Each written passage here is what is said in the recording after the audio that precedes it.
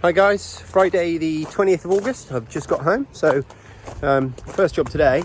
I've been painting today, so we're going to clean our hands and then we're going to just do the bacon that we're curing and then go on out and milk the goats. Got a few other jobs to do. Want to set some mole traps and a few other bits and bobs, so that's today.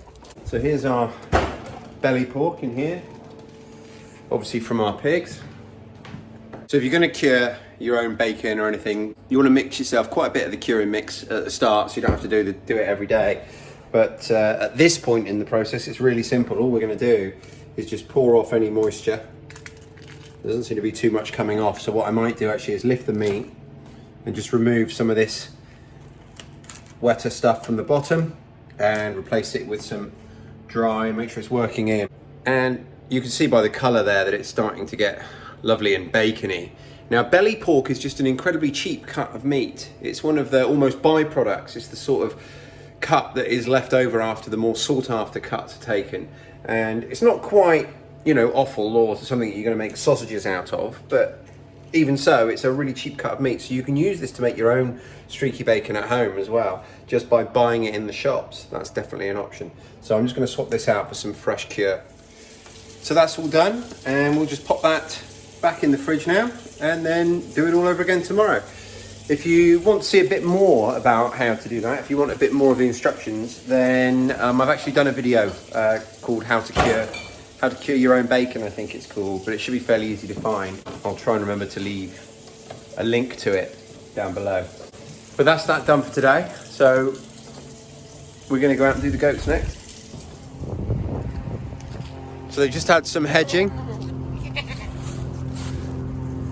They're nibbling on now, and I'm just going to go and get a bit more hay to put in their hay net. If you remember a couple of days ago, I said we've got one of our goats that's just losing a little bit of weight, so we're just making sure that they've got plenty of hay at the moment, even though usually in the summer we don't always give them hay. It's kind of dependent on things like this, if they need it, and at the moment one of them looks like it needs it, so we're going to get a little bit of hay and put that in the hay net and then milk them. Okay, next job, we're going to go and set some mole traps. I'm going to show you how to do that. So we've got a family of moles. I'm not one to needlessly kill anything. However, I can't take any more. If all they were doing was upsetting the lawns and the grass, then I would be very happy for them to carry on. But they have undermined my entire vegetable bed, and I believe that they're responsible for a reasonable portion of our reduced crops this year. So underneath all this is just literally mines, undermined. It's just mole runs under the whole thing. So I'm going to show you how you set a mole trap now, and it's not the most complicated thing in the world, but so basically the first thing we're going to do is we're going to find the runs. Now, when you're finding a mole run, there's basically two types of runs they use, and it's much the same as our network of roads that we use. So what you're going to have, if you imagine a network of roads in a town, you're going to have all the main roads. So if you're going through town, if you're going round town, if you're driving from one side of town to the other, you've got all those main roads. Now, moles have these, they have these tunnels. And then what they also have coming off of these tunnels are lots of other tunnels that don't necessarily go anywhere else. Now, they're investigative tunnels. Now, some of those tunnels will be used to go and feed for a day and then they'll never go back. Some of them might be increased at a later date, and some of them they might pop back to periodically. But it's those main trunk road tunnels, if you like, are the ones that you're going to want to set your traps in. How you find them is a little bit hit and miss. One method that you can use that I don't use, and I'll tell you why shortly, but there's one method you can use, and that is to basically you find your tunnels, and I'll show you how to do that because we're going to do that in a second. So you find your tunnels, and once you've found your tunnels, you just make a little hole in the top so that the daylight can get in. And if that's a tunnel that the mole uses, he's going to plug that gap. And if it's not, then it's still going to be open. So if you're going to do that, then you need to mark that place, because you won't find it again otherwise, most likely. So you mark it with a little stick that you put in the ground next to it, and then you come and check it every couple of days. The reason I don't do that is because it just seems like a lot of effort when you could just as well put a trap in, which takes hardly any time. So to my mind, it just makes sense. If you're going to go to the effort of making a little hole and then coming back and checking it every couple of days, you may as well just trap it. So we are just outside our vegetable bed now. Our vegetable bed is on the back of this hedge, and this is where we used to have some chickens until very recently.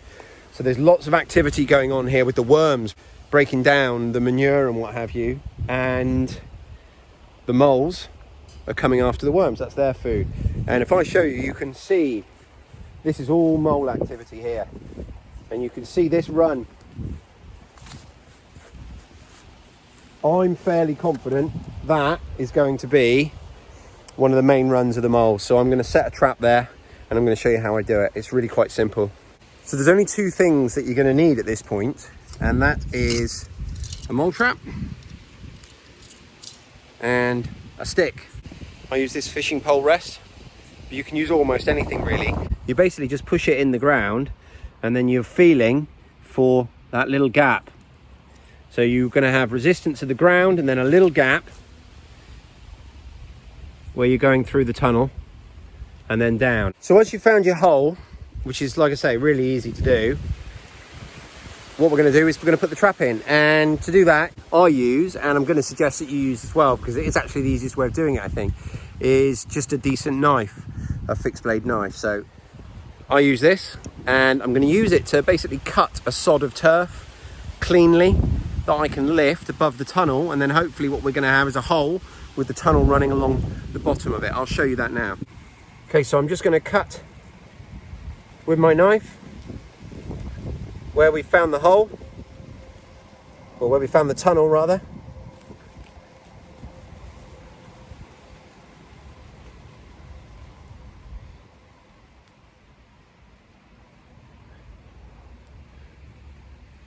And this one's about 3 or 4 inches deep, so it's not ideal. In an ideal world, you'd find somewhere a bit deeper, as these shallow tunnels are less likely, in my experience, to be the ones that they're frequenting a lot. So hopefully you can see you've got the tunnel there, which runs straight through the bottom of this hole and out the other side. So our next job is to set the trap, and it should be pretty self-explanatory really how these work. So they're on a spring, and then this little catch holds it open. So basically it's placed in the hole in the tunnel like that. So that is how you would, what you would see if you looked down the tunnel. So if something comes along and pushes that out of the way, it gets caught. If you're going to set these, it's quite important that you do check them regularly, at least every 24 hours. However much we might wish we didn't have the moles, none of us want to cause unnecessary pain and suffering. So we just push that in like that. And then the next thing, which is really important, is we take the grass, and because this is so shallow, this hasn't really stayed together, but normally you'd have quite a solid sod of turf that you could basically cut and lay around this. Because this isn't going to be particularly solid, it's not going to keep the light out, so I'm going to just dust it with some of this soil. Like I say, that's a bit shallow really, but I'm going to find another one and put one in a bit deeper.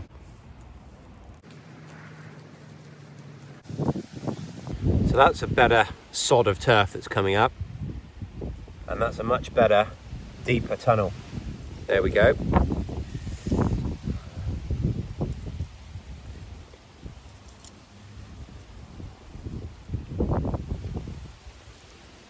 And then as you can see, this can just place back in there. And then I might pick some grass just to make sure that the daylight's all shut out. So those are our traps set, but there's one last job to do. That is to mark them, because both so that we remember where they are, but also so that none of our family come along and accidentally kick them over or anything else. So we do that just with a spike in the ground, the same one I was looking with earlier, and a bucket on top so that they cannot be missed. And over here, we're just going to use that nice big stake.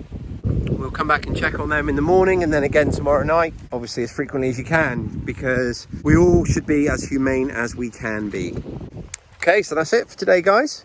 On Saturday coming up, I'm going to be releasing a vlog that isn't from this Saturday. It's from a couple of Saturdays ago, and the reason for that is because it's really quite a lot of footage. I filmed the whole day, and it's basically a day in the life. So it's a whole day from 2 or 3 weeks ago, I'm not sure which, but basically that took about 36 hours to upload. So I've got it uploaded on YouTube ready to release, but it kept crashing. Our Wi-Fi is terrible, so it's taken me that long to get it online, basically. So that's going to be released on Saturday. There may or may not be a vlog that I film on the day as well, but I'm just letting you know that there may not be, but there will be that instead.